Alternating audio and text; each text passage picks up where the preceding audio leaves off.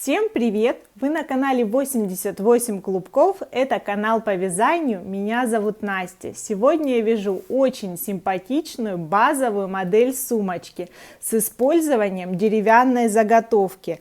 Заготовка состоит непосредственно из основания, каркаса для изделия, переходящего в ручки.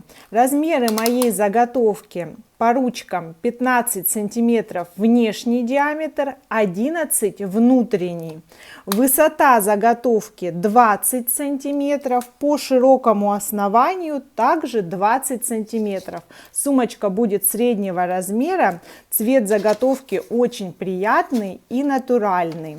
Вязать я буду из полиэфирного шнура карамель, характеристики нити в 200 метрах, 500 грамм. Цвет моей пряжи миндальный латте. Также я приготовила инструменты. Мне потребуется крючок номер 5 для вязания основного полотна. Также понадобятся маркеры в достаточном количестве. И игла с большим ушком для пришивания заготовки к основе сумки. Приготовила ножницы и сантиметр. На каждом этапе вязания озвучиваю количество петель, количество рядов и размеры моих заготовок в сантиметрах, для того, чтобы вам было легко ориентироваться и выполнить свое изделие без лишних ошибок. Все необходимые ссылки на приобретение инструментов и материалов оставляю в описании под этим роликом. Подписывайтесь на мой канал, переходим к работе. Набрасываю нить на крючок, короткий край перед работой, формирую первую петлю, набираю 25 воздушных петель. В сантиметрах это около 20 сантиметров. Напоминаю, этой же цифре соответствует основание моей заготовки. Теперь в первом ряду пропускаю первую точку, заднюю перемычку, вставляю крючок во вторую, провязываю столбик без накида. Так далее в каждую следующую заднюю перемычку провязываю один столбик. Здесь с другой стороны у меня остается обе дужки цепочки из воздушных петель. Я набрала 25 воздушных. Одна ушла на петлю подъема, провязываю 24 столбика до конца этого ряда. В последнюю точку она приходится на точку поворота. Я провязываю сразу 4 столбика. Первый, сюда же второй, третий и четвертый. И таким образом оказываюсь на противоположной стороне. Край начала буду ввязывать в полотно. Здесь вставляю крючок за обе дужки кромочной косы, подхватываю рабочую нить и точно так же столбик без накида. Следующая точка, соответственно, и снова столбик. Так вяжу до точки начала. У меня остается последняя точка, после чего ряды пойдут по кругу. В эту точку провязан первый столбик этого ряда с другой стороны. Поэтому еще сюда я довязываю 3 столбика без накида. Первый, второй и третий. По аналогии с противоположной стороной в одну точку провязано 4 столбика, здесь и здесь соответственно. Теперь я перехожу на вязание по спирали и на основной узор полотна. Вставлять крючок буду в заднюю полупетлю кромочной косы, при этом подхватывая еще заднюю перемычку столбика предыдущего ряда. Обратите внимание, как входит крючок, подхватывая 2 нити. Таким образом узор получится плотным и очень красивым. Следующая точка, снова задняя полупетля и задняя перемычка столбика. Провязываю столбик без накида. Очень просто, но при этом узор красивый, напоминает плетение. Здесь сейчас я маркирую 4 точки поворота. С помощью маркера вставлю по маркеру в каждую точку. Обратите внимание, маркеры вставлены ровно относительно центральной оси с одной и, соответственно, с другой стороны, по 4 на каждом повороте. В эти точки буду из ряда в ряд провязывать добавление, то есть 2 столбика в одну точку. Сейчас вяжу свой узор, подхватывая заднюю полупетлю и заднюю перемычку до первого маркера. Вынимаю первый маркер и в эту точку провязываю 2 столбика. Первый, сюда же второй.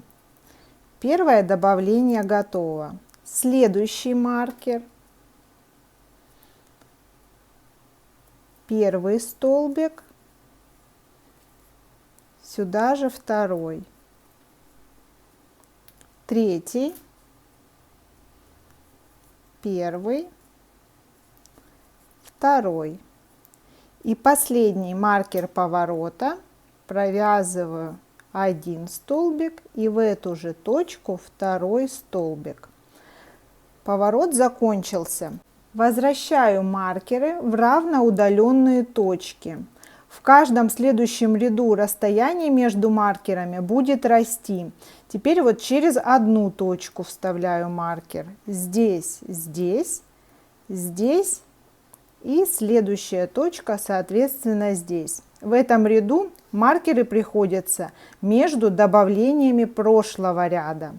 Завершаю вязать второй ряд.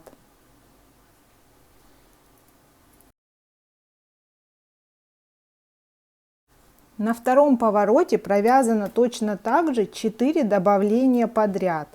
Возвращаю маркеры через одну свободную точку. В этих точках в следующем ряду 4 добавления повторятся.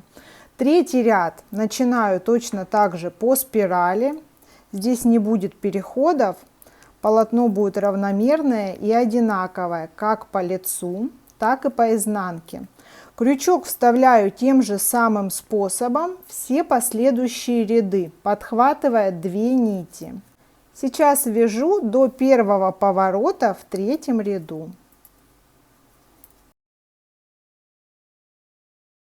И здесь провязываю по аналогии. Удаляю маркер, в маркированную точку 2 столбика.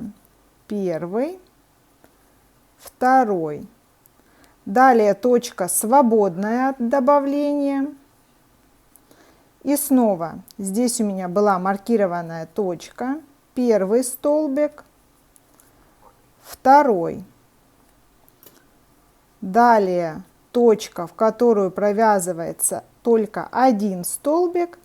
И снова добавка. Первый, второй столбик. Одиночный столбик, удаляю последний маркер, последнее добавление поворота. Первый столбик, второй. Готово. Теперь важный момент. Начиная с третьего ряда я буду маркировать точки так, чтобы они не попали между добавлениями прошлого ряда.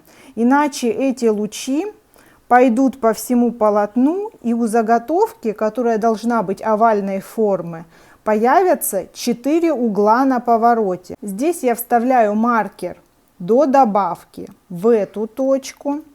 Далее, соответственно, поворот растет. 1, 2 точка без добавления. Следующая точка тоже до следующей добавки. 1, 2 без добавления. И третья точка.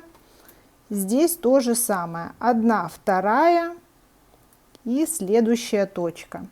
Так, на каждом следующем повороте расстояние между маркерами будет увеличиваться на 1 петлю. и, соответственно, слежу, чтобы добавка не попадала над добавкой. Так навязываю аналогично, с каждой стороны делаю 4 добавления в ряду, необходимый размер донышка.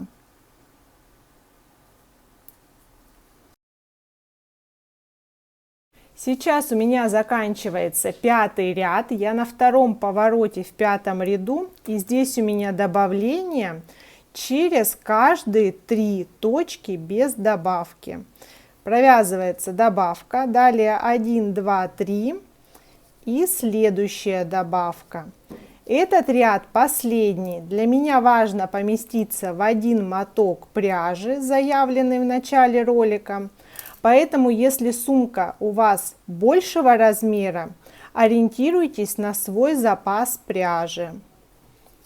Здесь провязываю последние столбики, и последнее добавление я делать не буду, просто удаляю маркер и сейчас перейду на укрепление дна.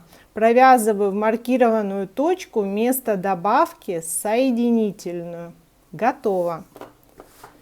На данном этапе размеры моего донышка 28 сантиметров на 8 сантиметров. Я подготовила основу из пластиковой канвы.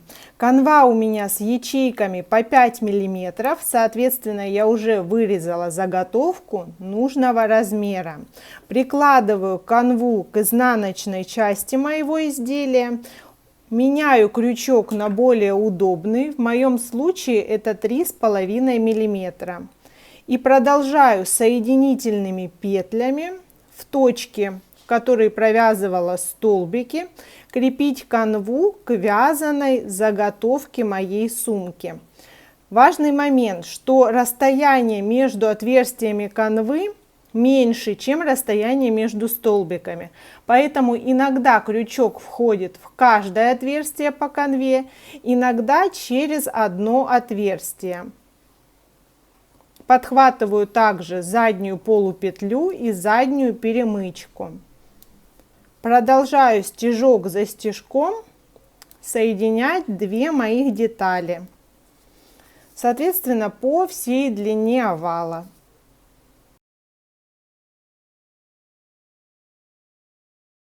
Здесь у меня последний стежок, и перехожу на вязание стенок. Не забываю вернуться к крючку номер 5. Здесь можно маркировать точку начала рядов и ориентироваться на нее при поднятии стенок. Далее все то же самое. Вставляю крючок в заднюю полупетлю и подхватываю заднюю перемычку. Провязываю столбик без накида. Задняя полупетля и перемычка. Узор изделия не меняется. Вяжу точно так же по спирали, без соединения рядов, на необходимую глубину. Глубину, соответственно, вяжу на глубину моей заготовки. Сейчас в круг у меня 84 точки. Вот до самого верха это количество петель меняться не будет. Я вяжу без добавлений и убавлений. Хочется сказать, что есть форма изделий, которая расширяется кверху. Необходимо делать добавления на поворотах точно так же. Но из-за формы моей заготовки и так будет визуальное ощущение, что сумка расширяется кверху, поэтому добавок я делать не буду. Вот это количество петель в круг у меня меняться не будет.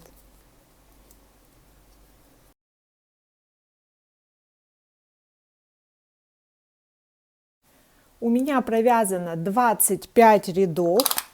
Это около 20 сантиметров глубины изделия. Здесь начало окончания каждого ряда, но я не довязываю до маркера, заканчиваю в крайней боковой точке, чтобы переход на обвязку был менее заметен. Крючок вставляю точно так же, задняя полупетля и перемычка, и провязываю соединительную. Запас нити с одного мотка остается как раз на обвязку и пришивание фурнитуры. Сейчас я иду соединительными до той точки, где начинаю пришивать свою основу сумки, переходящую в ручку. Здесь очень внимательно отцентровываю.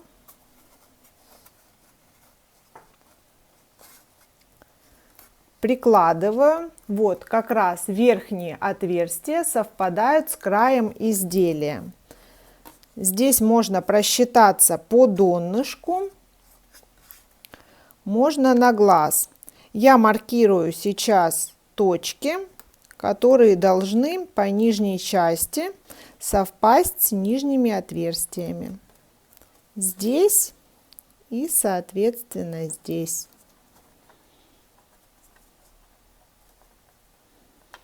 Можно маркировать и верхние точки. Здесь сейчас я вяжу до этой точки. Готово. И, соответственно, маркирую на будущее эту точку.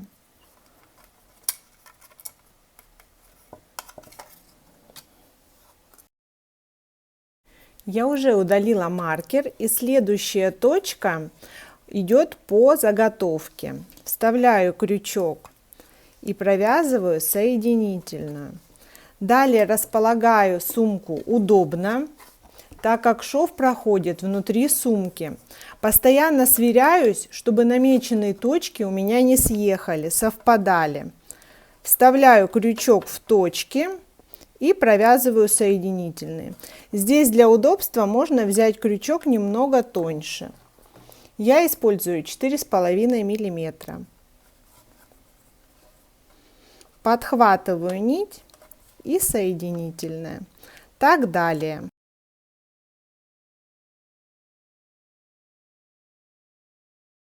Я поднялась к краю изделия. Здесь вставляю крючок в симметричную точку, удаляю маркер и продолжаю обвязку края. Так точно пришиваю ручку и по противоположной стороне. Можно просчитать петли по уже привязанной ручке и накрепить ее с помощью маркеров.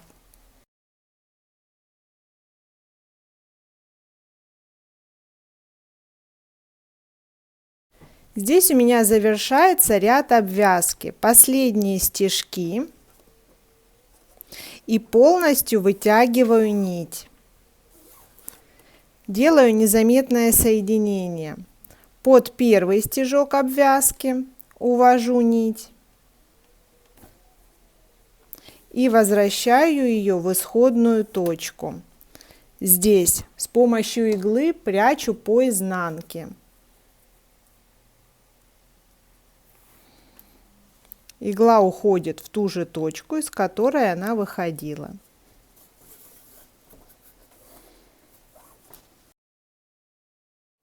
Сумка получилась стильная и очень функциональная. Итоговые размеры 35 сантиметров по верхнему краю, 20 сантиметров функциональная глубина, донышко 28 сантиметров на 10. Прекрасно держит форму, за счет укрепленного дна не деформируется, даже если положить в нее что-то тяжелое. Ручки очень интересны и выполняют двойную функцию. Точно так же жестко держит каркас сумочки, ее форма не поменяется в процессе носки и эксплуатации. Конечно, на ваш выбор сюда можно вшить самую простую подкладку или подкладку-мешочек на утяжке. Все необходимое оставляю в описании под этим роликом. Подписывайтесь на мой канал и ставьте лайки. Будет много интересных видео. Всем пока!